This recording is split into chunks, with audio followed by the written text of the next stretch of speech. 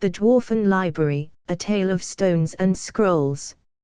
Nestled deep within the granite heart of the mountain Thrak-Durim, the Dwarven Library stood as one of the grandest achievements of Dwarven culture. Unlike the towering citadels or the deep caverns rich with gold and iron, the library was not a place of physical wealth but of knowledge, a treasury of scrolls, books, and records that spanned millennia. It was a place revered not only for the information it housed but for the wisdom and craft it represented, chronicling the very essence of the dwarven spirit, metal and stone. The Hall of Stones. Upon entering the library, visitors would find themselves in the Hall of Stones. This chamber was grand, carved with such precision that not a single crack or imperfection could be found in its polished walls. Pillars of granite supported the high ceilings, each inlaid with intricate veins of silver and gold, representing the very ores the dwarfs had mined over centuries. But the true marvel of this hall lay in its shelves, long rows of stone alcoves where the scrolls and tomes were stored. Each shelf was dedicated to a different type of mineral or metal. The leftmost shelves were devoted to gemstones, emeralds, rubies, sapphires, and the rarest of them all, caldrim, a blue stone said to shine like ice even in the darkest caverns. These scrolls recorded every discovery of such gems throughout the dwarven realms.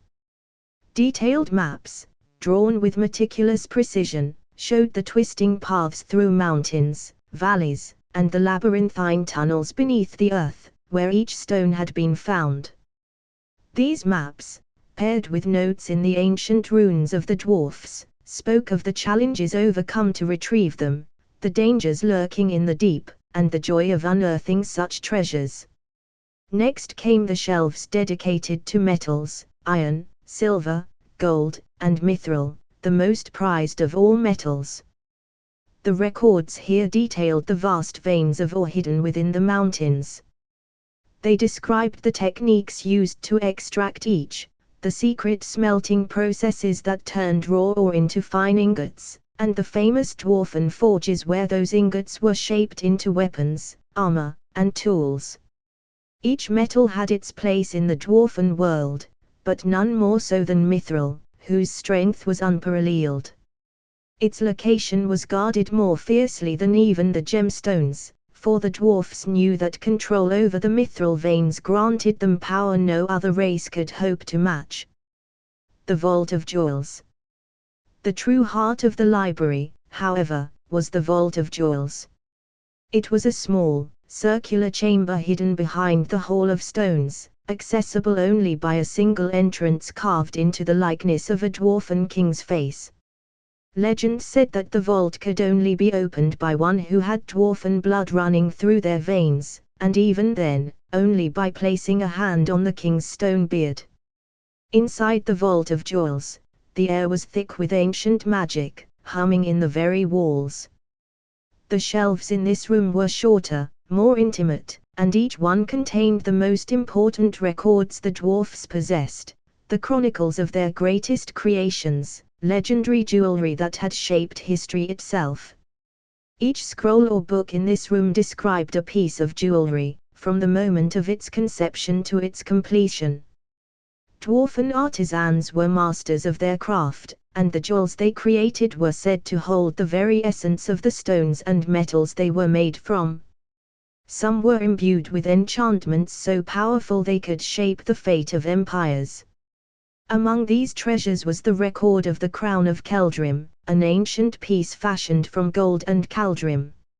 It was said that the crown granted the wearer wisdom beyond mortal understanding, allowing the king who wore it to see not only the present but possible futures. Then there was the Amulet of Galador, forged from mithril and emerald, a talisman so potent that it protected its wearer from any known magic. Many a dwarfen warrior had worn it into battle, and none had fallen while it rested against their chest.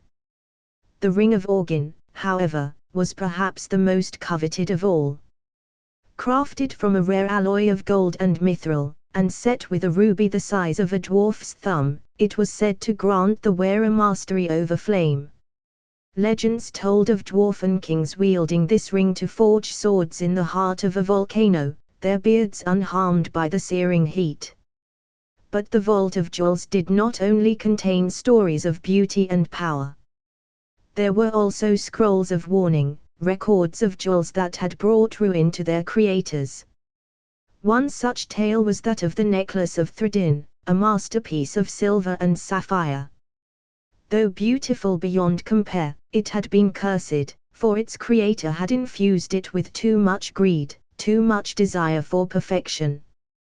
The necklace had turned on its owner, poisoning their mind with jealousy and paranoia until they drove their own kin from the mountain, leaving them alone leaking in a desolate hall. The Guardians of Knowledge. Overseeing this vast library were the librarians, an ancient order of dwarfs who had dedicated their lives to the preservation of these scrolls and books. Unlike other dwarfs, who spent their days in the mines or at the forge, these dwarfs wore robes of deep blue and gold. Their fingers, stained with ink rather than dirt, moved with reverence over the parchment as they restored old texts and copied new ones. They guarded the library not just from the ravages of time but from outsiders who might seek to steal the knowledge within for their own gain. Though the librarians were no warriors, they were not without defenses. Enchanted runes were carved into the very stone of the library, ensuring that no book or scroll could leave the library's halls without their permission.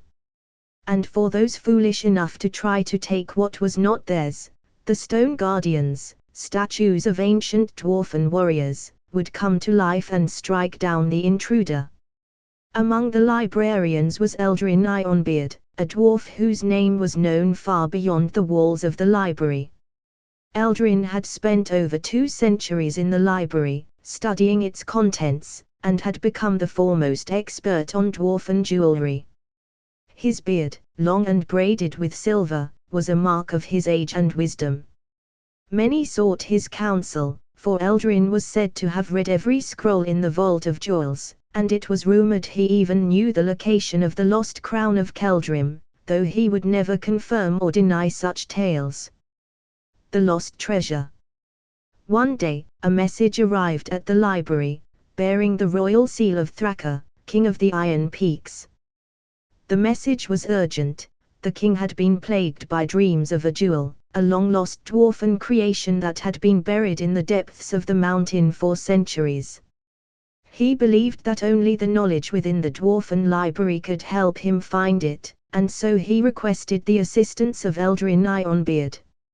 Eldrin, intrigued by the message, sought out the scrolls in the Vault of Jewels that spoke of lost treasures. Among them, he found mention of a jewel called the Heart of Threlorn, a massive sapphire set in a circlet of mithril. The records said that it had been crafted by the ancient dwarfen king Threlorn as a gift for his bride, but it had been lost during a great war, its location forgotten over the centuries. The scrolls told of a hidden chamber deep within the mountain, far beneath the lowest mines, where the jewel had been sealed away to protect it from those who might misuse its power. But there were no maps, no clear directions, only riddles left by the king himself. Determined to recover the Heart of Threlorn, Eldrin set off on a journey with a small group of trusted dwarfs. Armed with the knowledge of the library and the skills of master miners, they descended into the depths of the mountain. For weeks, they navigated ancient tunnels, deciphering clues from the scrolls. At last, they came upon a hidden door, sealed with a rune of power. Eldrin, using his vast knowledge of dwarfen runes, unlocked the door, revealing a chamber of breathtaking beauty. There, on a pedestal of stone, sat the Heart of Threlorn, its sapphire gleaming with an otherworldly light. The dwarfs marveled at its beauty, and as Eldrin reached out to take it, he felt the weight of centuries in his hand. The Heart of Threlorn had been found at last, and with it, the forgotten history of the dwarfen kings. As they returned to the surface, Eldrin knew that the dwarfen library had once again proven its worth. for in its scrolls and books lay not just records of metal and stone, but the very heart of Dwarven civilization itself, a legacy of creation, discovery, and the enduring power of knowledge. The Keepers of the Dwarven Library, a tale of wisdom and strength. The Dwarven Library of Thrak-Durim stood not only as a monument to the past but as a living institution. It was kept alive by the tireless efforts of the dwarfs who worked within its hallowed halls, preserving the knowledge of their ancestors, adding to it, and using it to shape the future of their people. At the heart of this grand endeavor was Batroc the Wisebeard, an elder dwarf revered by all for his wisdom, organization, and deep understanding of both stone and scroll. But alongside him were other dwarfs, each with their own unique gifts, who made the library not just a place of knowledge but a bastion of dwarven culture and power. Batroc the Wisebeard. Batroc was old, even by dwarven standards. His beard, long and silver as moonlight on a snowy peak, was braided with golden rings, each one a symbol of his achievements in both the mines and the library. Once, Batroc had been a miner like no other, able to find precious veins of ore with an uncanny accuracy. But those days were long past. Now, he was the head of the Dwarven Library, the keeper of records, and the most trusted advisor to the Dwarven king. No longer wielding a pickaxe, Batroc's tools were the quill and parchment. His days were spent among the countless scrolls and tomes, overseeing their preservation, restoring old maps, and writing new records of the mines. His mind was as sharp as ever, able to recall the location of any vein of ore, any gemstone cache, or any tool from the most obscure record deep in the library's vaults. The other dwarfs followed him without question. Batroc's ability to organize and plan was unparalleled. He maintained meticulous records of every mine, every tool, and every dwarf who worked beneath the mountain. He could predict with incredible accuracy when a mine would need new equipment, when the ore would run thin, or when it would be time to dig deeper.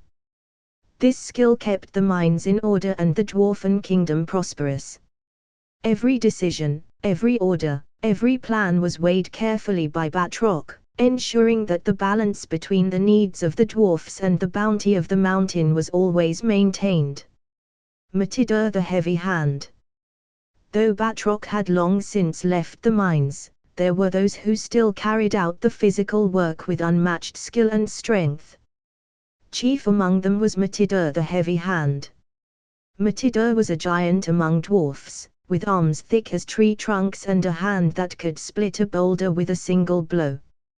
His nickname, the Heavy Hand, was well earned, for when he took up his pickaxe, the mountain itself seemed to tremble beneath his strikes. But Matidur's strength was not wild or careless. Though he could strike with the force of a hammer falling from the heavens, he was also known for his precision. When mining gemstones, delicate emeralds, sapphires, and diamonds, Matidur's touch was as gentle as a craftsman carving the finest details into a silver brooch. He could cleave stone without ever scratching the precious minerals hidden within, ensuring that every treasure the mountain yielded was flawless and whole. It was said that Matidur's hands held the balance between force and finesse, making him one of the most valuable miners in the Dwarven kingdom. When Matidur returned from the mines, he would bring the newly extracted stones and metals to Batroc, who carefully recorded their location and quantity. The two dwarfs, though different in temperament and skill, worked together in perfect harmony. Matidur provided the strength and raw material, and Batroc ensured that every last piece was accounted for and properly utilized. Ronair the Bigger. While Matidur used his might to carve the mountain, Ronair the Big Ear used a different kind of power, one that came from listening. Though his ears were no larger than any other dwarfs, Ronair had earned his title through his extraordinary ability to hear the mountain itself. To most, the depths of the earth were silent, but to Ronair, the mountain was alive with sound. Ronaire had discovered his gift as a young dwarf, during a long day deep within the mines. While others relied on sight or chance to find veins of metal, Ronaire began to notice faint vibrations in the rock. It wasn't long before he realized that different metals and gemstones made different sounds. Copper hummed low, silver sang like a whisper, iron groaned, and mithril, the rarest of all, gave off a clear, resonant tone, like a bell ringing in the distance. Gemstones, too, had their own unique notes. Diamonds twinkled like the stars, and rubies pulsed with a deep, throbbing hum. Now, Ronaire was the chief prospector of the Dwarven kingdom. He would walk through the tunnels, his head tilted slightly, his ears alert for the faintest sound. When Ronaire stopped, the other miners stopped too. And when he pointed to a section of the rock wall and said, "Here," they would dig, and they would always find treasure. Ronaire's ability to hear the mountain had saved countless hours of labor, directing the miners to the richest veins and avoiding fruitless excavations. Batroc greatly valued Ronaire's talents, and the two often worked together to map out new sections of the mines. Ronaire would listen, then Batroc would sketch out the results, creating new maps that would guide future miners. With Ronaire's ear and Batroc's mind, the Dwarven kingdom was always a step ahead in its mining efforts.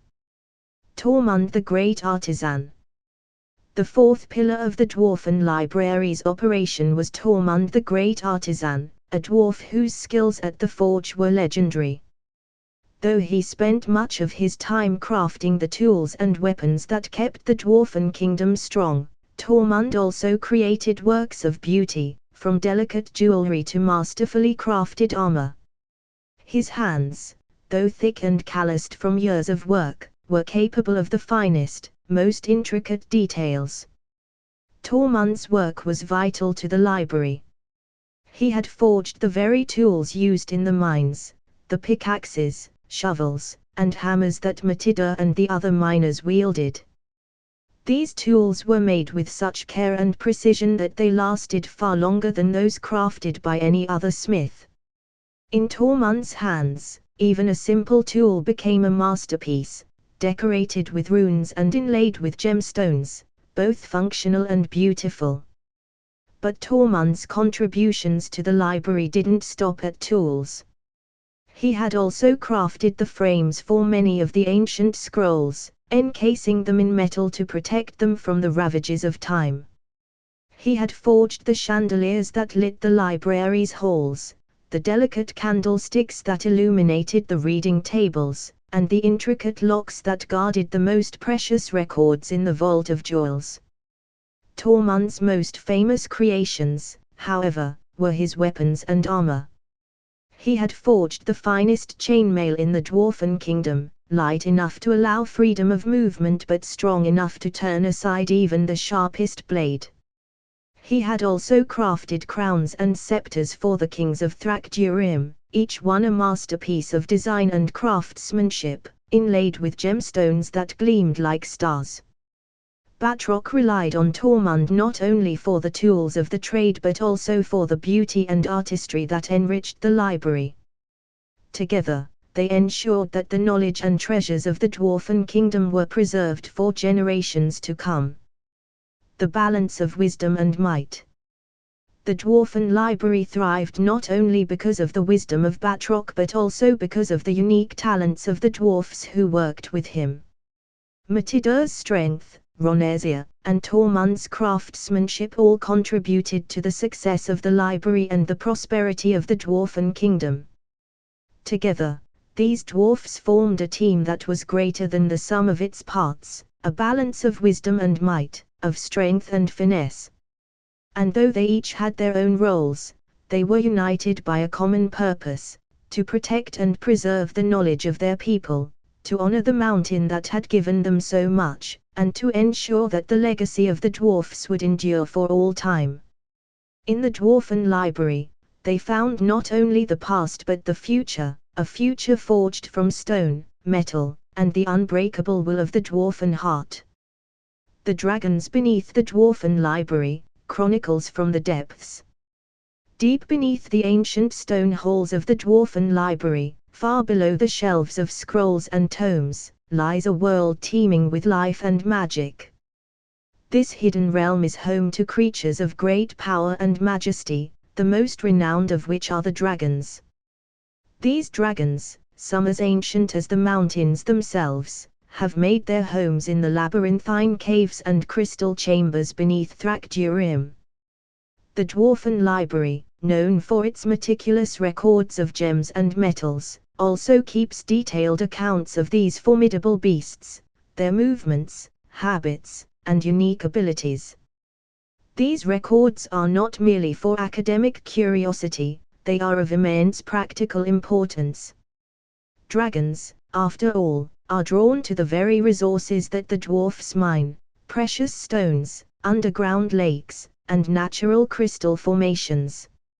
Of particular interest to the dwarfs are the 4 dragons who now reside in the depths beneath the library, each with their own quirks and traits that make them both respected and, in some cases, feared.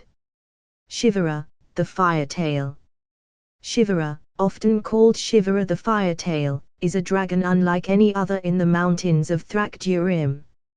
Her scales shimmer like polished jasper, blending shades of deep reds, browns, and golds. But what truly distinguishes her is the flame that constantly blazes on the tip of her tail. This fire is no ordinary flame, it's a manifestation of her innate magic, which she can control with precision. Shivera is known far and wide for her ability to heat water to the perfect temperature, and this talent has made her the ruler of the underground baths. Deep within a cavern beneath the library, Shivera has created a series of hot springs, known to all as Shivera's baths. These natural pools are fed by underground rivers heated by the dragon's fiery tail. Over the years, she has enchanted the waters to have rejuvenating properties. Dwarfs and dragons alike visit the baths to ease their weary bones and refresh their spirits. The baths have become a thriving hub of activity, but Shivera's hospitality comes with a modest price. Visitors must pay a small fee to use the baths, a sum she has set low enough that even common dwarfs can afford the luxury. But Shivera's baths are not just a place for relaxation. Over time, she has used her magic to craft a cinema, an enchanted theater where images and stories play out on the shimmering waters. Dragons from far and wide come to watch these magical shows, projected by Shivera herself. Dwarfs, too, pay for the privilege of watching the cinema's productions, where tales of ancient battles, the forging of legendary weapons, and even the great dragon wars are displayed. Shivera is known for her friendly demeanor. Unlike many dragons, she enjoys the company of others, be they dwarf or dragon. She often invites her dragonkin to her baths, and they come not only to bathe but also to share news and stories. Visitors to Shivera's domain find her approachable and warm-hearted, though none would dare cross her. After all, she is still a dragon, and her fiery tail serves as a reminder of her power. Norton, Crystal Horns. If Shivera's domain is one of warmth and hospitality, Norton, Crystal Horns rules over the realm of crystalline beauty. Norton is a dragon whose very body is a testament to the magic of the earth. His scales shimmer in hues of deep purple, but it is his horns that draw the most attention. Jutting from his skull are 2 massive crystal horns, each one growing from a different type of gemstone.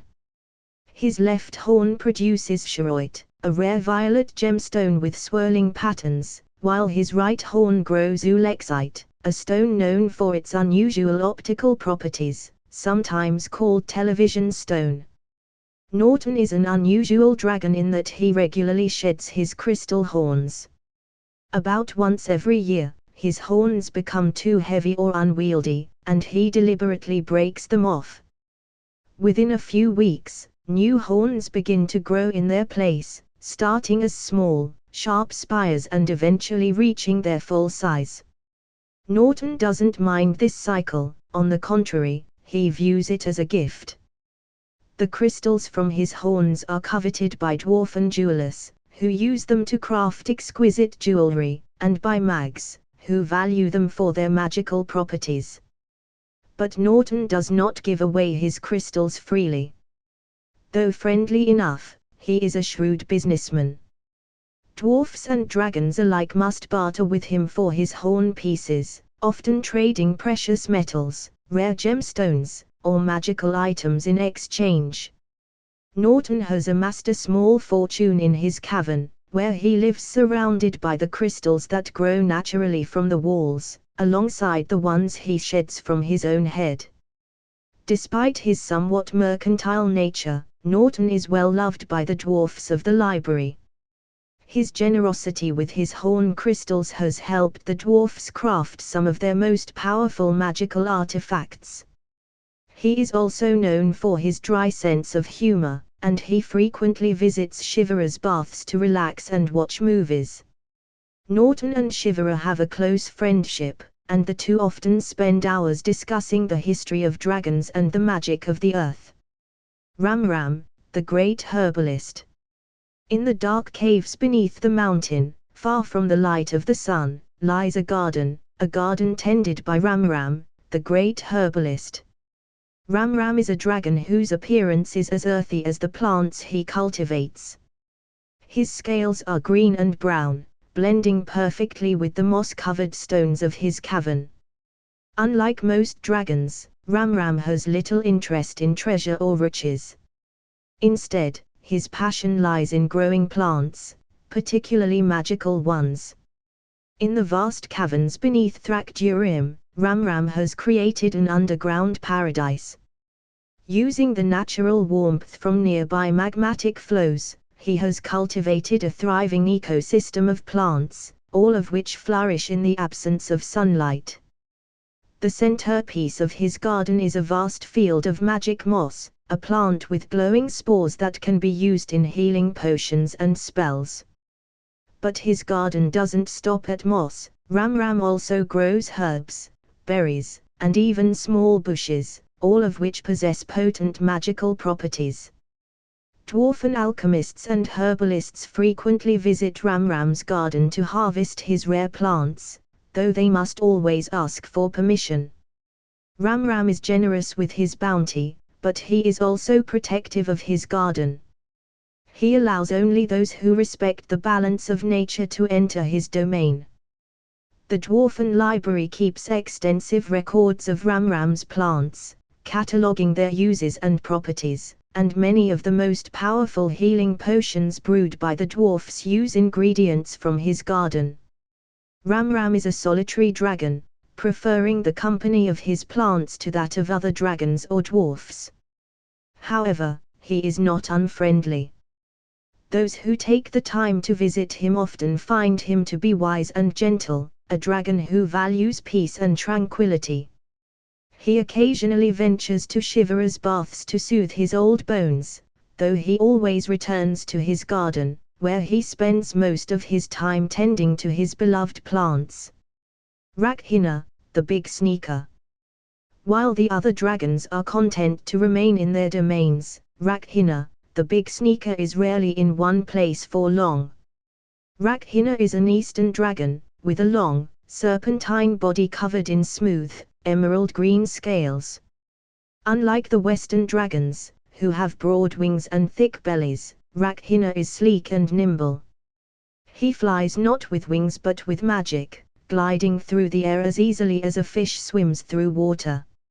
Rakhina earned his nickname, the Big Sneaker, because of his tendency to appear in places unannounced. His long, slender body allows him to slip through even the narrowest tunnels, and he delights in sneaking into the homes and lairs of others, often without invitation.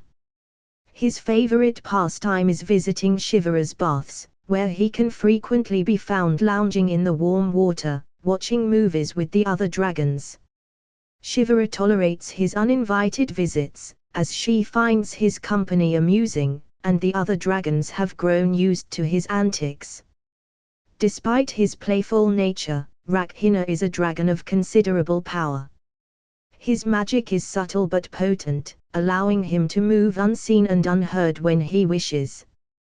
He is also an expert in finding hidden treasures, often using his keen senses to locate lost hoards of gold or gemstones buried deep within the mountain.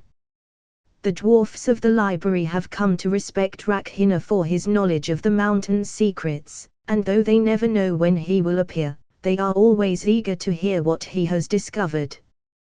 The library's records of dragons.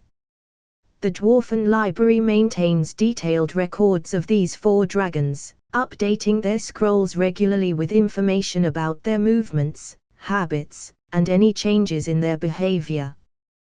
Batroc the Wisebeard personally oversees these records, ensuring that every detail is carefully noted. After all, dragons and dwarfs share the same mountain, and their lives are intertwined. By understanding the dragons, the dwarfs can better protect their mines and their people, and sometimes, they can even benefit from the dragons' unique talents. The dragons, for their part, tolerate the dwarfs. They know that the dwarfs are skilled craftsmen and miners, and many of them enjoy the goods that the dwarfs produce. Chivalrous baths are a frequent meeting place, where dragons and dwarfs alike come to relax, trade stories, and even conduct business. And so, beneath the Dwarven Library, in the deep caverns and crystal-studded caves, the dragons live and thrive, their lives recorded and preserved by the dwarfs who dwell above them. Together, they form a unique ecosystem, a balance of power, wisdom, and magic that ensures the prosperity of both species for generations to come.